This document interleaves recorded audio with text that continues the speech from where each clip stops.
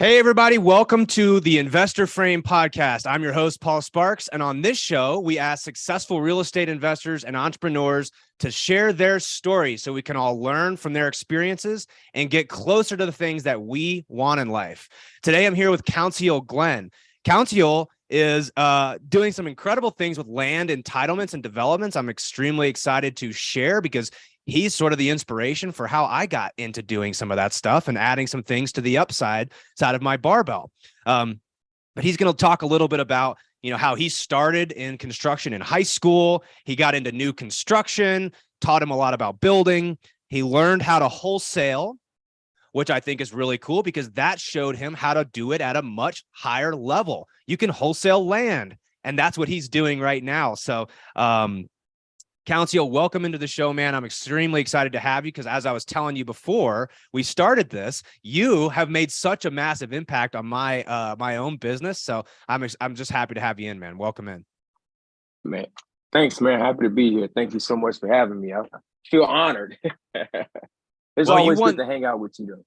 You won the belt at CG a few times ago, right? Presenting on this. And yes, sir. Funny thing, yes, I vividly remember this as you're still fairly new to that community, although you've been in real estate for a long time. But you were like asking a bunch of questions in the chat, like not sure what to present on. I'm very nervous. And I was like, this guy's gonna come in and knock it out of the park. Just watch. And that's exactly what you did.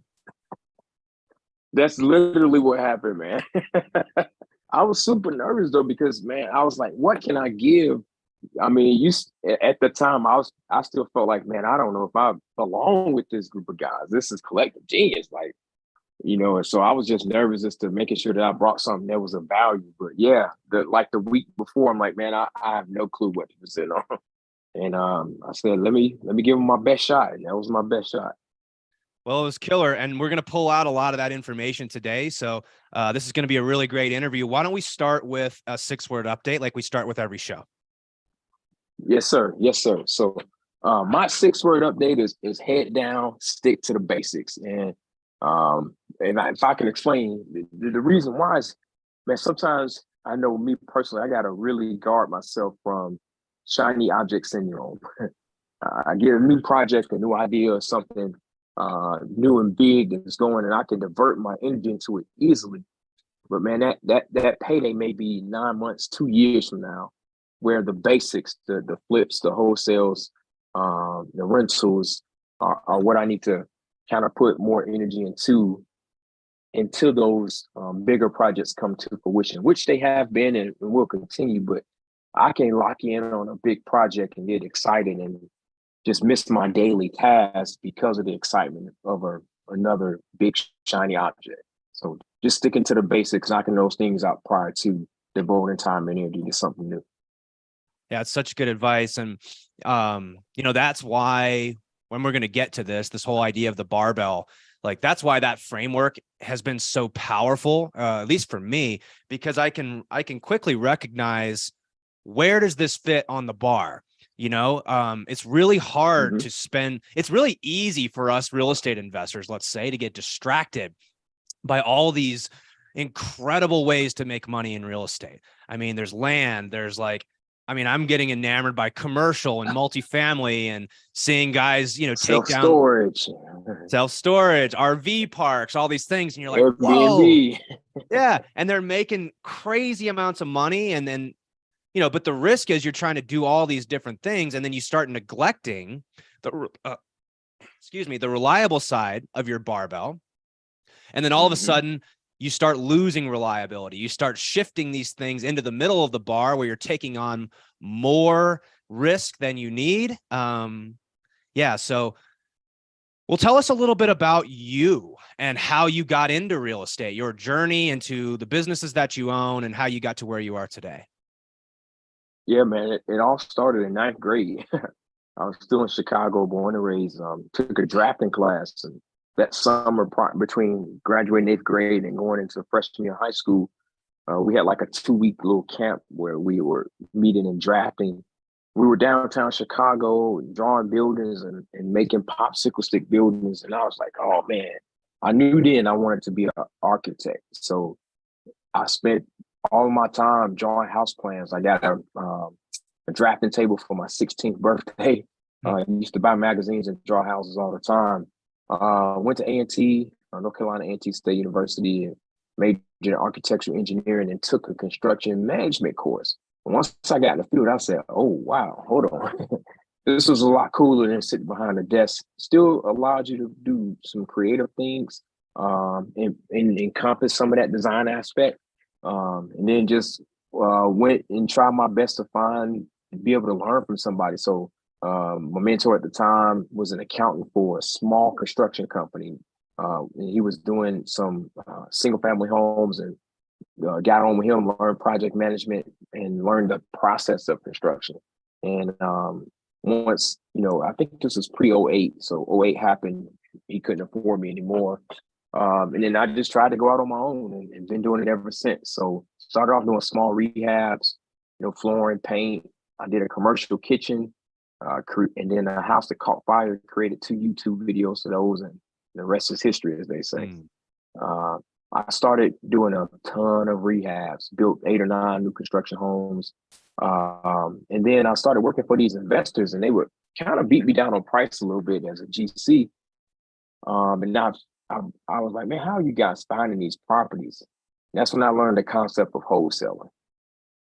And that really changed the game, because I could fire all of my customers and find my own properties and do my own work. And I love that model a lot better. Yeah, it's a lot. You work for yourself, right? You don't have to work for clients and take orders. It's, you're building your own business. That's the power of investing. It's the power of being able to find your own deals, Yes. That's where a lot of investors, I think, a lot of construction guys can't make that jump because they don't know how to find their own deals. So how did you go about building a wholesaling business, finding your own deals? What was that process like? It was easy. Well, it's a wealth of information. YouTube University is one of the greatest assets. So, man, I learned the concept of driving for dollars. Got the Deal Machine app, added 100 properties, and single dialed them one by one using my Google Voice number. That's how I started. I wanted to make it as bare minimum as possible, just so I didn't get enamored with tech and systems, just, to the basics. And got my first 3 or 4 deals. Eventually got I think it was a Mojo dialer, triple dialer, pulled my first list, and then started hiring VAs and matriculated up, and then started keeping a few.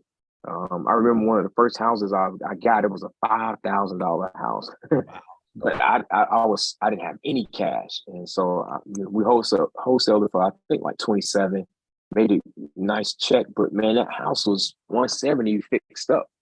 But it had a tree fell in it from a tornado, and the hedge fund was selling it for $5,000. But again, and that I'll come back to that as far as my greatest lesson. But it was just part of the process, a part of the process. So. So what does your wholesaling business look like today? We do about 3 or 4 deals a month. I got 2 VAs, just brought on a texter. Do some consistent deals, man. We get about 50, 60 leads a week. I got some automation going in now where, some of those not so warm leads are getting, texts, quarterly, sometimes monthly, depending on, where they're on the scale. But we consistently close about 3 or 4 deals a month. I could ramp it up, but it's me and one other part-time person. So I kind of like it that way because it allows me to focus on some other things that we do in the real estate realm. So I'm good where I'm at right now. Yeah, it's so funny because you and I see things very similarly. It's not, I don't view wholesaling as a business that I want to grow and scale. It's sort of like a means to an end. Like, yep, I need deals, and I need them cheap, and I need them off market. I want to go straight to the source, right? But a lot of real estate investors, and this is not necessarily a bad, I'm not suggesting that like growing a massive wholesaling business is not a viable way to make money. It's just, it's a lot of work, isn't it? Yeah. got to Yeah, manage it all is. these people, all these, it's a massive, you're growing a sales and marketing beast, right? That's what it becomes. Managing people, managing all these systems. You got cold calling, you got texting, you got direct mail. You got to make sure that when you pay for these leads on the front end, they don't always close, first or second call. You got to have processes, stay in touch with all these people. And what I found is there's like a, you don't really want to go above a certain threshold. Otherwise, it starts becoming a significantly more time consuming business. Is that what you've observed? Agreed 100%, man. I have a local friend of mine here who, he's constantly hiring acquisitions managers just because every 90 days, guys just get burnt out, or they go and do it on their own, or he's just having a hard time finding quality people. He has a huge 200 square foot office, cubicles everywhere, and it's just him. Sometimes he'll have 2 or 3 guys, and the next month it's 2 guys, and the next month it's 6, and then it's 1. It's just constantly changing those ebbs and flows. I don't need that. I don't want it either. Mm-hmm. Well, and it's what I found was that I got distracted by the tool, right? I learned how to use this cool tool, and I was like, wow, this actually works. Let's just go all in and try to make, make my whole life this particular tool when, and we'll kind of use this to transition into the solvable problem conversation. It was like, well, why? Why do you want that? Yeah. Why did you want a wholesaling business in the first place? It's like, well, so I could find leads. Okay. So do you really need to build an entire business around that? Or is there other ways that you can make money, let's say, with less risk, less effort? And you have, because of those two things, because you're not consumed by the business all day, it's not taking up all of your time, you're constantly hiring and firing and watching systems and all these things, it allows you to pick your head up and go after deals that can really move the needle and get you where you're trying to go significantly faster. And actually, it's a lot less effort. That's what I found, right? So tell me a little bit about your solvable problem. Why are you doing all these things? What are you driving towards in your life? And what does that look like for you?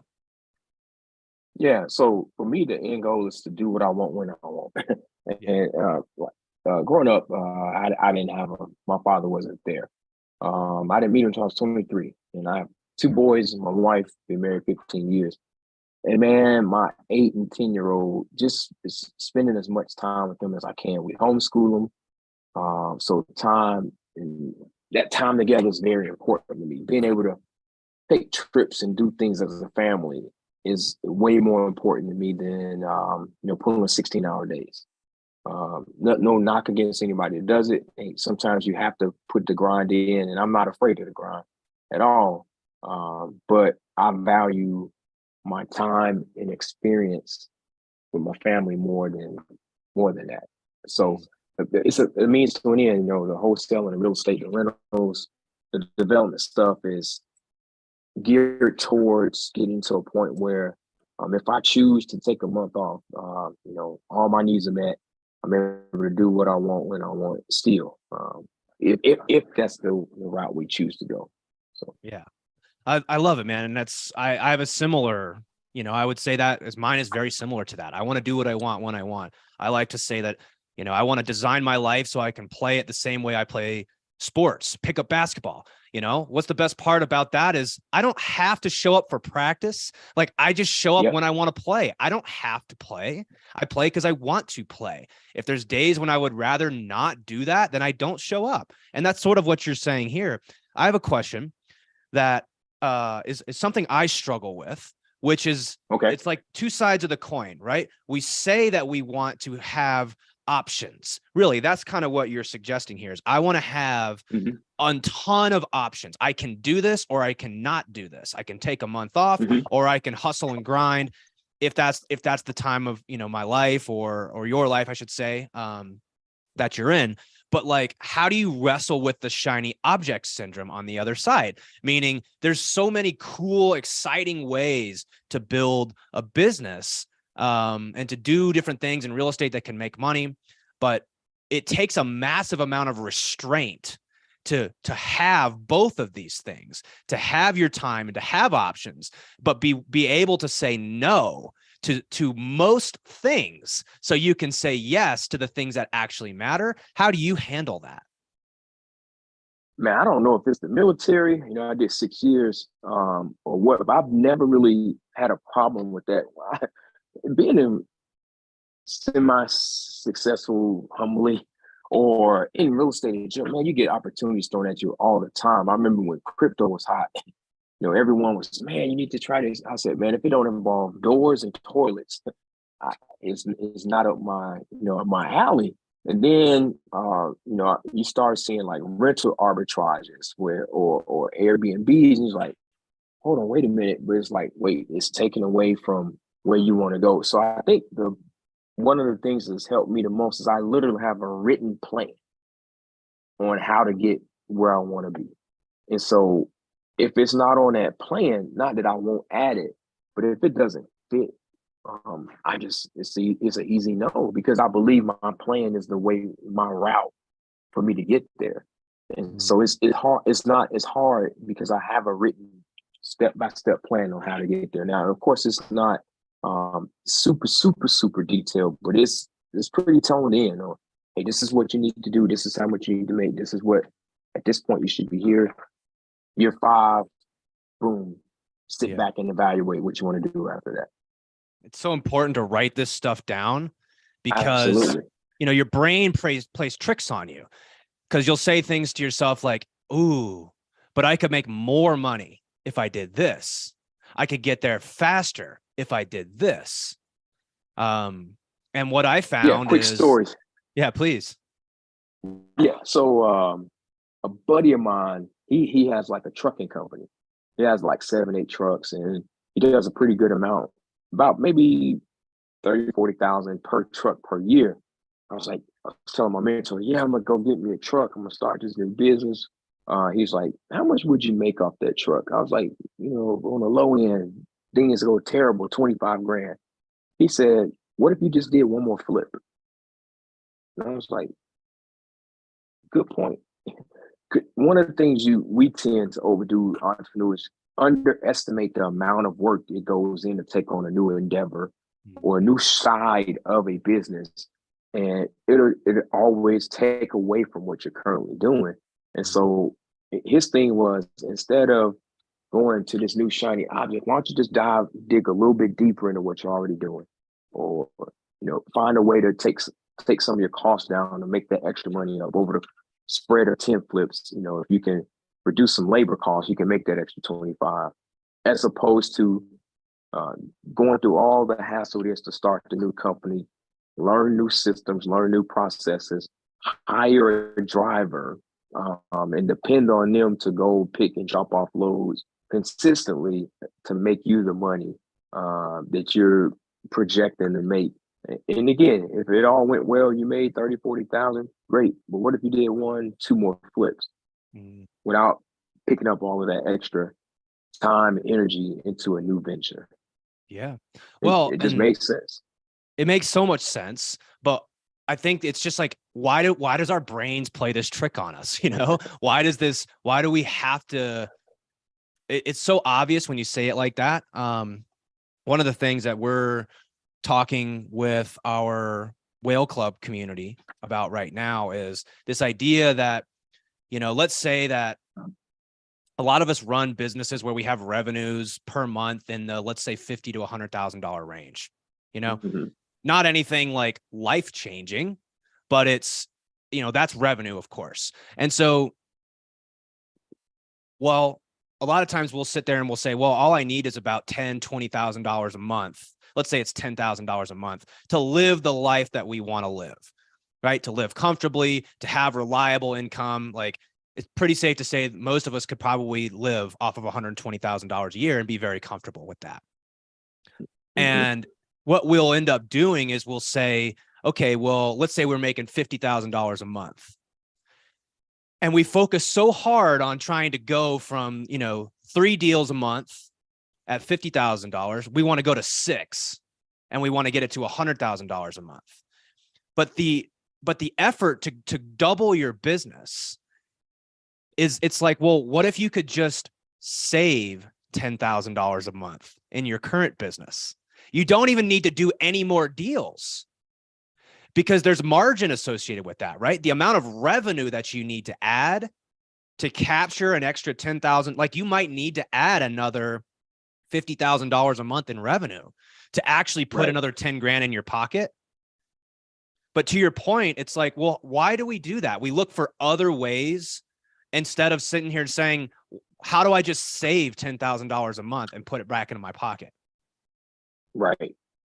I don't know why, because our brains are wired towards more. Our brains, like our lizard brain, the brain that we've had for, thousands and thousands and millions of years, right, has evolved to the point where we're like sitting here saying, yeah, but our survival brain says, how do I get more? How do I get more? And what I'm trying to retrain my brain is to say, like, how do you do the same amount of work, but make more money by reducing cost or by adding just one more flip? Don't go start a new business. Just use the business that you already have, play within these bounds. You've already got reliability there.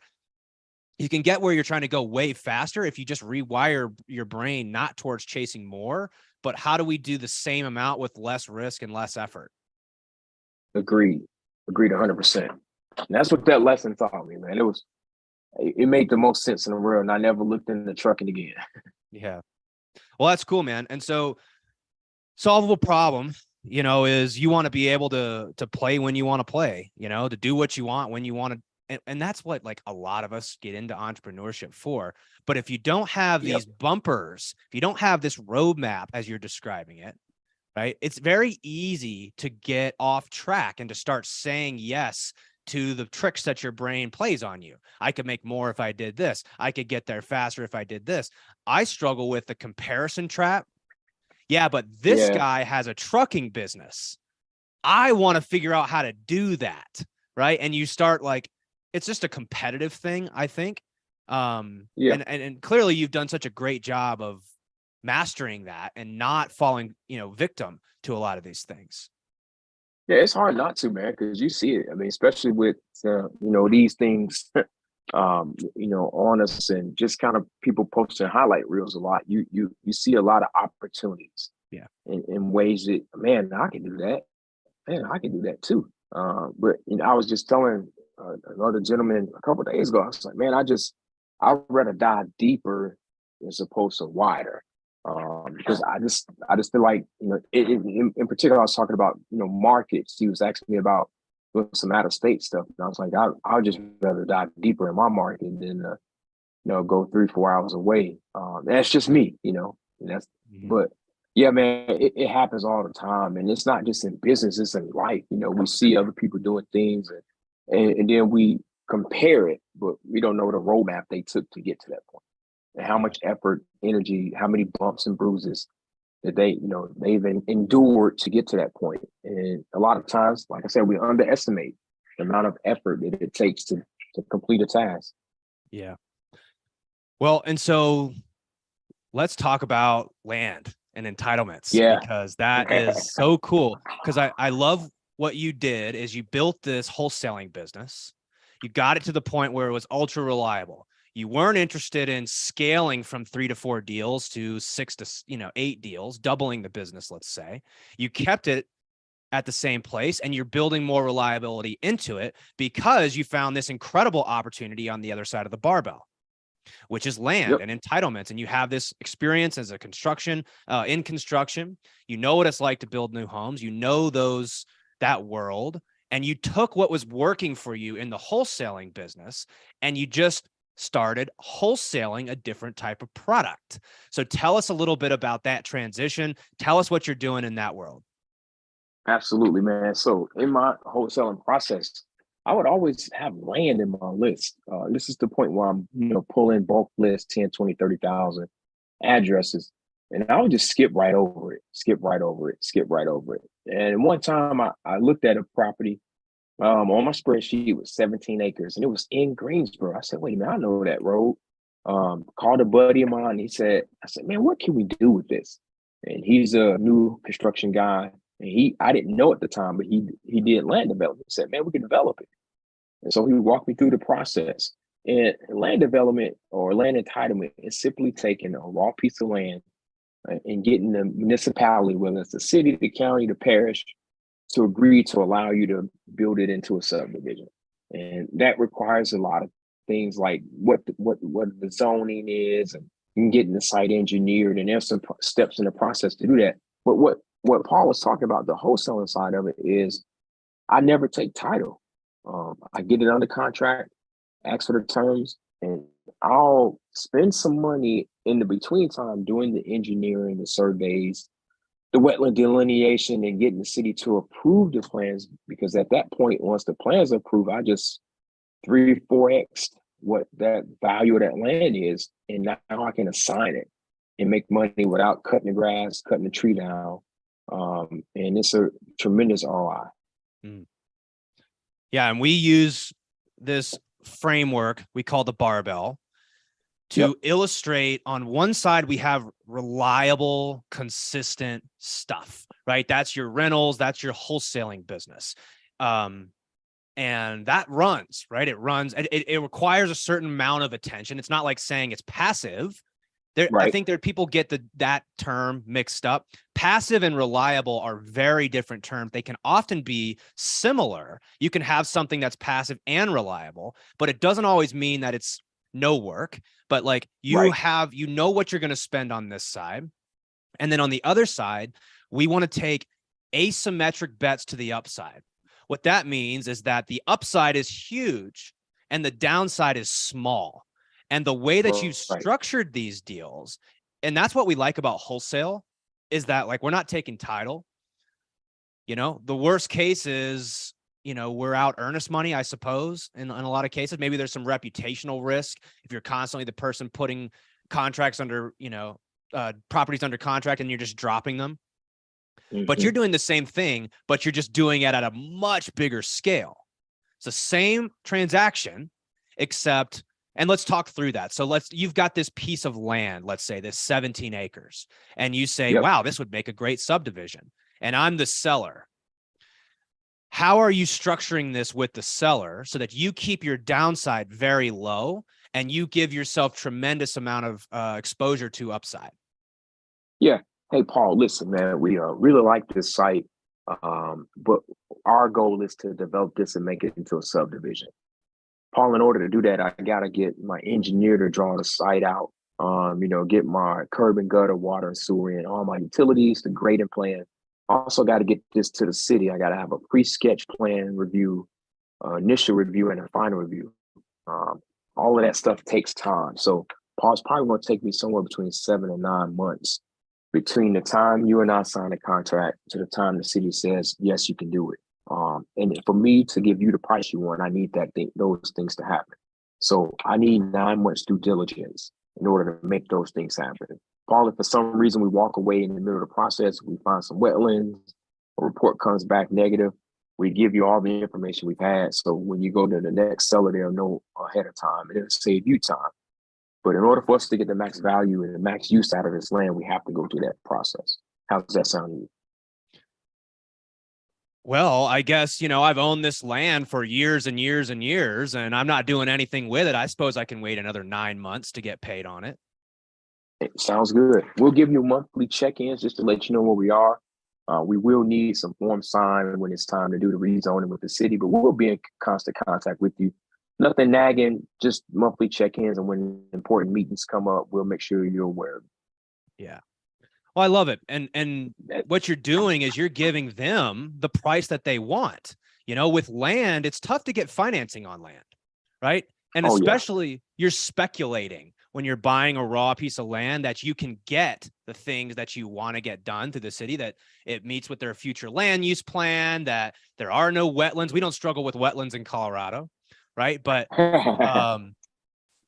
you know, there's all sorts of risks, let's just say, that there are between the time of say, hey, yeah, I'd like to buy this piece of property. Now I could pay you 30 cents on the dollar if you want me to buy the land in cash, but I don't think you're interested in that. I think you're interested in probably getting, you know, a higher dollar value. In order for me to do that, I need you to hold on to it for another 9 months. And then when we close on it, I can get you that price. Is that kind of how it Yep. goes?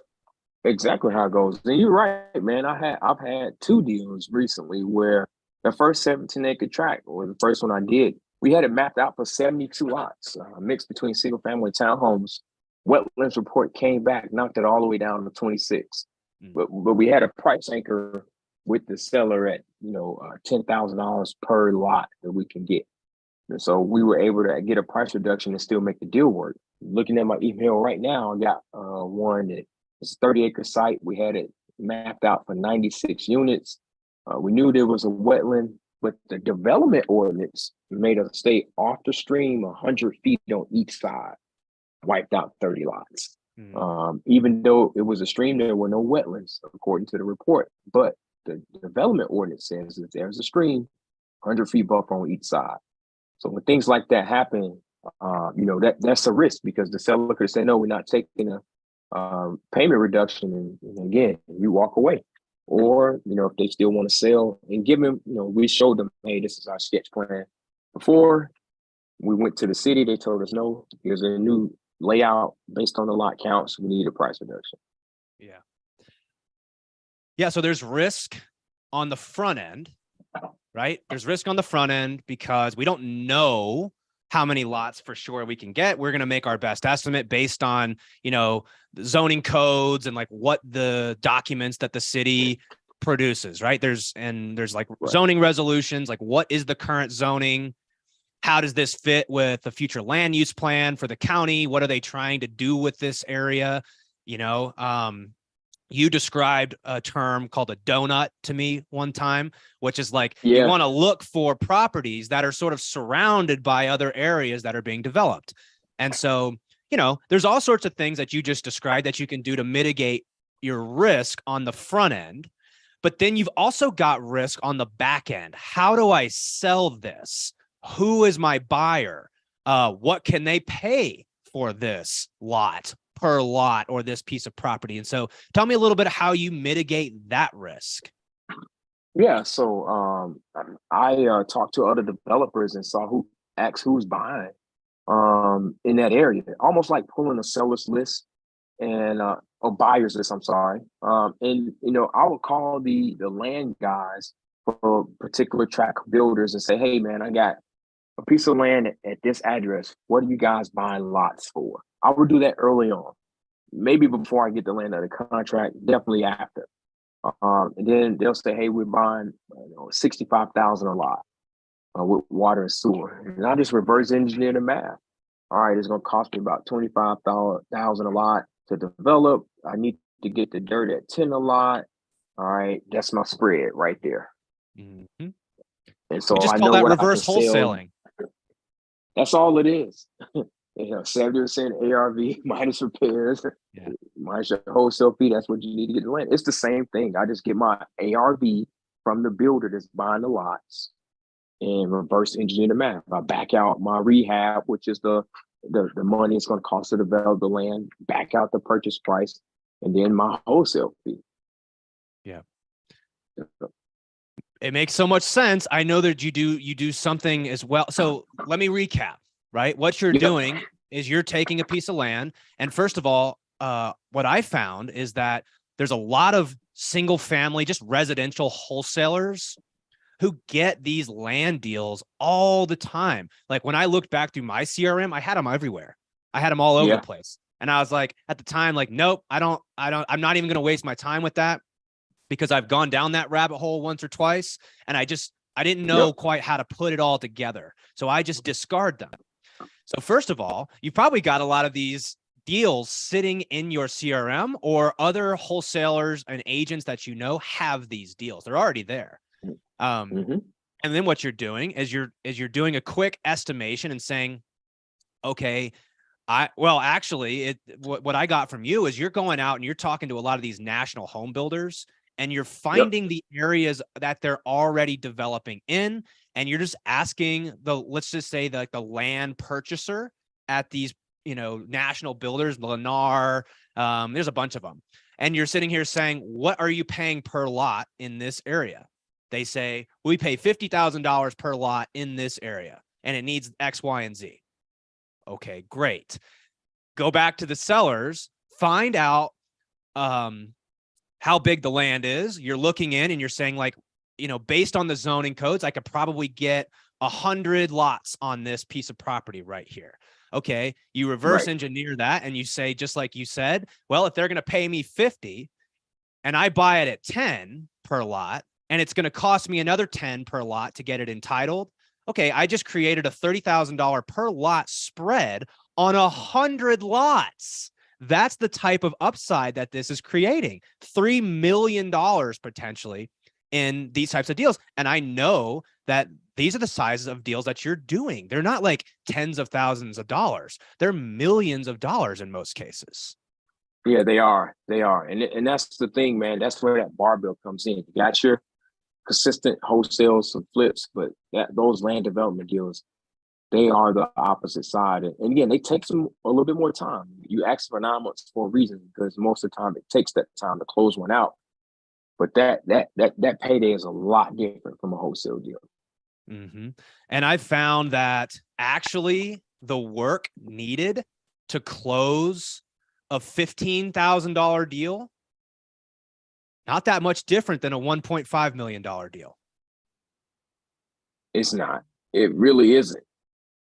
It's crazy how that works. So, I've been saying this to myself is like, just move the decimal, move the decimal, because the amount of work it takes to go after those types of deals is about the same, but you also, you have to have some reliability in your life, because there's no guarantee these deals go. You could get all the way to the end and you could lose it for whatever reason. And again, unlike wholesaling, there is a little bit of a barrier of entry. Like, do I have to pay that engineer to draw those plans? I have to pay that surveyor. Just got a survey bill for maybe a month ago that we took care of already. It was $25,000 to do a aerial survey, a topo on a 91-acre site. You got to have those funds available to invest into a project that's going to net 7 figures. When you're all said and done. But I'll do that all day, every day. Spend $100,000 to make $1 million. I mean, it makes total sense. It is an upside play though, right? And you have to treat it. There's not a ton of reliability in that until you get really good at it. And that's what you're starting to do. It's like, now you've got 6 of these going. And that's the beauty of these upside plays, is eventually you can shift them over to your reliable side of the barbell once you've gotten systems and processes and built in, and you're doing that right now, it seems. Yeah. Yes, sir. We're definitely in that transition. That's why I said that 6 word, just sticking to the basics, because all 6 of those are closed this year. And at that point, you got to kind of, it'll be time to really check inventory to see how close to that solvable problem we are, and what we need to get closer to that, because this could be a game changing year for us. Yeah. So cool, man. I'm appreciative of all the things that you've shown me, because now I'm going after some of these larger deals, and I've found that, like you said, it's just the same amount of work. You just have to know there's certain things you have to understand about it. Finding a mentor who can kind of guide you through your first couple deals is probably something worth doing. Again, it's all about this whole barbell strategy is all about removing risk. So the way I look at that is like saying, well, you can even remove even more risk by finding someone who knows what they're doing, by working with somebody who's already done this before, and that can guide you through it, so you don't get blindsided. And yeah, you can probably spend 50 to 100 grand or 200, 300 grand. Some of the ones I've looked at, like I need probably 200-300 to actually do it. Yeah. And there's still a lot of risk with that. Yeah. The payday might be multiple 7 figures, but are you in a position where you could lose, $200,000 and still recover? I don't know. Not everybody is. And the best way to do that, in my opinion, is just find somebody who knows what they're doing. Agreed 100%, man. And partner, I'm partnering with probably 4 or 5 different guys at CG on some deals, just showing them the process and walking them through it. So yeah, absolutely. Mm-hmm. So we finish usually by having or sharing your greatest lesson learned. You've learned so many things over this business. You're very focused on your solvable problem. You've got an excellent barbell, but what is your your greatest lesson learned that you'd like to leave the audience with? Deal of a lifetime comes around once a week. I remember when I first got into wholesaling, I got a 12 unit under contract for 325,000. And I knew I could wholesale it for 400. I had about 2 months and just couldn't find a buyer.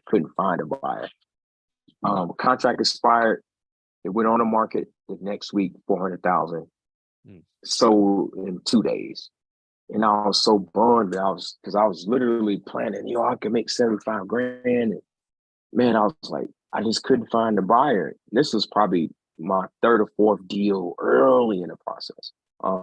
But my mentor is like, man, don't get down. The deal of a lifetime comes around once a week. I was in a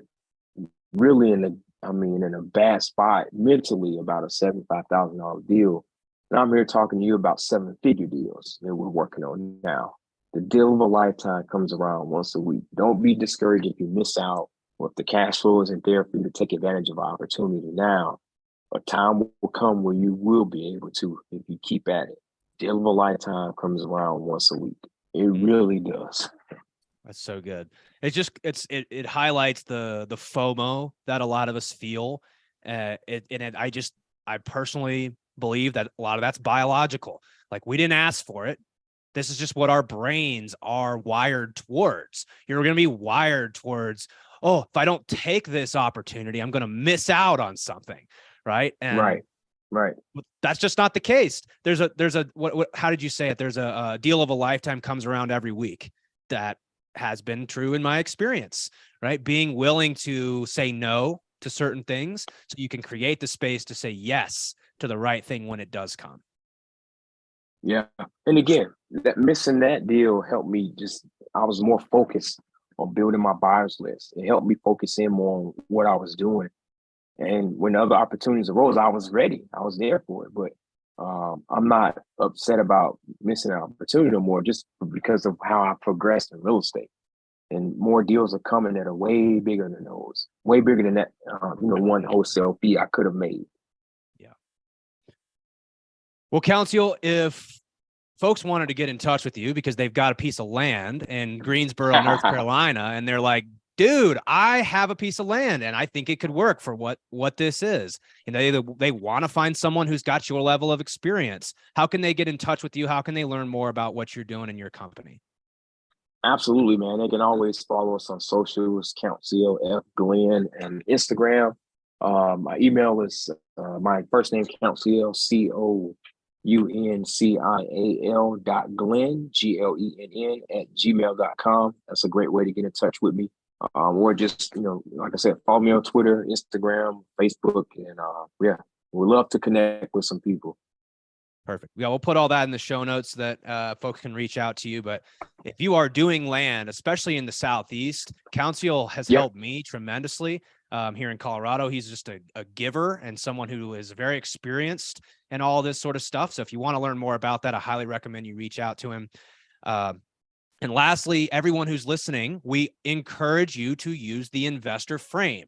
So knowing what you know now in the conversation that Councial and I just had about his barbell and his solvable problem, ask yourself what needs to change in your life and your business to help you get closer to the things that you want without chasing more and more and taking on all this unnecessary risk. So Councial, thank you so much for joining me today and sharing your experience. Like I said, I've gotten a tremendous amount of value of just knowing you and you sharing what you know with me. So I can't thank you enough. For everybody else, thanks for tuning in, and we'll see you guys on the next episode.